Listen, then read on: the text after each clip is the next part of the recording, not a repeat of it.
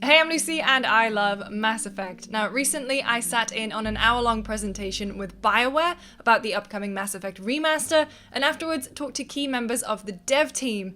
You'll be pleased to hear I asked very nitpicky questions and have compiled all the big details I learned into this exhaustive list. If you like Mass Effect as much as I do, please consider subscribing. We have an exclusive interview with Mac Walters about the creation of Mass Effect 2's iconic suicide mission, and he even talks about some cut characters, so if you're a big fan like I am, you'll get a lot out of it.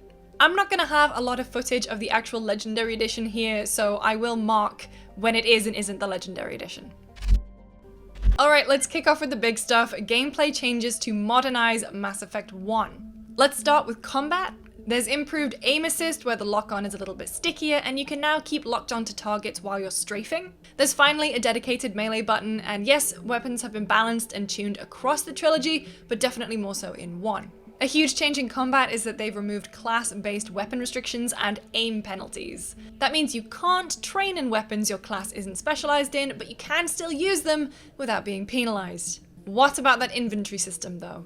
Well, it's still being worked on at the moment, but from the way they were talking about it, I wouldn't expect big sweeping changes. There is going to be a more unified control scheme across all 3 games though. You can still issue commands to your squad mates, and BioWare is improving those controls in Mass Effect 1 to be more in line with how they feel in Mass Effect 2. Squad AI is being improved, so if you send your squad mates over to cover, they will actually get in cover now. They're also improving enemy AI, so hopefully that means that now every time we come across Geth, we're not going to get completely rushed by them. The HUD now looks more modern, cleaner, and a bit smaller.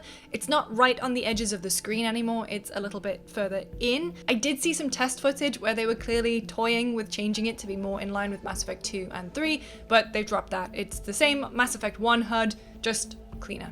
Animations haven't been outright changed, but they have bug fixed a lot of them. So the example that BioWare gave was a lot of the times characters weren't necessarily looking exactly where they were supposed to, so they fixed that. Input camera and cover systems have also been smooth to try and eliminate some of that wonkiness you can get in Mass Effect 1. And speaking of wonkiness, the Mako has had a few touch-ups to make it easier to control, which I'm a little bit sad about because I love that awkward old thing, but I can see why a lot of people want it. There's a ton of other small changes that I absolutely won't have footage for, so I'm just gonna rattle through them quickfire style. In-scope aim smoothing, cover pass, rebalanced XP for the level 60 cap, which means that you don't have to do it in New Game Plus, a more consistent autosave, thank God, improvements to boss encounters, improved cooldown for first aid. Minigames are also being unified across all platforms. You might remember that console had a weird Simon Says thing and PC had a ring thing. That's going to be unified, but I'm not sure which one we're going to be getting just yet. They also said they're going to be decreasing the difficulty and frequency of those minigames. So fingers crossed they'll do the same for Mass Effect 2 for the safe opening and hacking stuff, because too much. Okay, that was a lot of gameplay changes for Mass Effect 1, so let's move to the rest of the trilogy, in particular story. Is there going to be additional story content added? No. The devs did look at what was on the cutting room floor, but unfortunately the stuff that was cut from the games couldn't easily be put back in for the remaster. They would need to have been built from scratch, so nothing new in the game. However, if you'd like a look at some of the stuff that did get cut, including never-before-seen characters, subscribe for our interview with Mac Walters. I've got 2 words for you: techno-hippie. Elephant in the room time.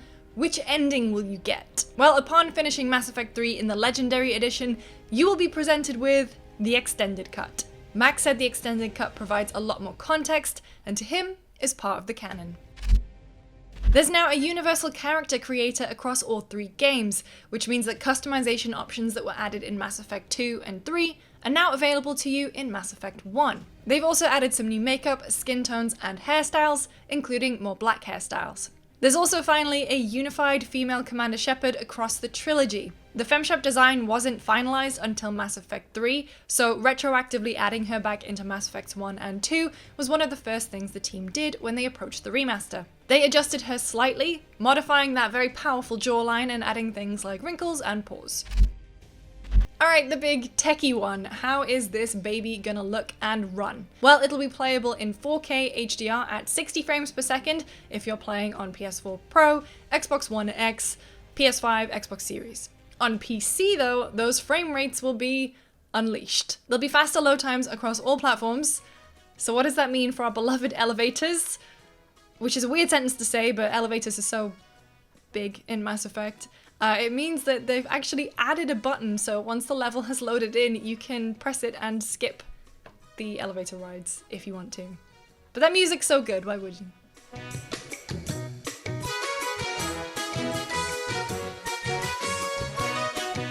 In terms of visual improvements, you name it, and there is a decent chance they've probably done it.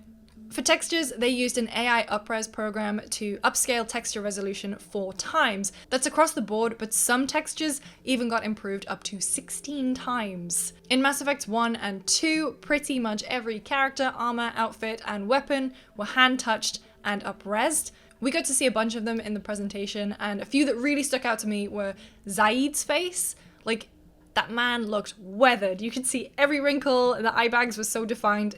He looked like a different character. It was really cool. Thane as well, the scales on his head just looked really, really good. Another thing that they fixed that really stood out to me, even though it's so small, is they fixed eyelashes. So in particular, Ashley, girl, that clumpy mascara has gone. Like, it looks so much better. So when it comes to the actual levels themselves, everything was up-resed with the AI, and then the human artists went in and made subtle tweaks and changes to give all the levels a little bit more life. The dig site at Eden Prime, they moved the sun around, so you get the light coming through the trees. It looked really, really cool. Feros, for example, was so much more rich in detail, and Vermeer, all the water around there, looked actually like water. It looked way more realistic, so I think they did a great job. If you want a full list of the tech stuff that they have gone in and tweaked and changed and maybe added to, then I've got you. They've made changes to tone mapping, anti-aliasing, volumetrics and fog, depth of field and bloom, bokeh depth of field, which they said was to enhance the Mass Effect art style, subsurface scattering on the skin, ambient occlusion, which was actually only on in very, very select scenes in Mass Effect 3. It's now present across the whole trilogy, and there's probably other stuff in that list that I didn't note down, forgot to mention, but they've made a lot of changes. There's a brand new launcher to start all 3 games from one place. At this screen, you can pick which game to play, watch the credits, switch your profile, and if you're playing on Xbox, even uninstall specific games. Not sure why you'd want to, but that's up to you. They do have the Genesis comic, so. When you finish one game, you get brought back to this screen, and then you select the next one. You don't just roll over into the next game. It's not one unified experience.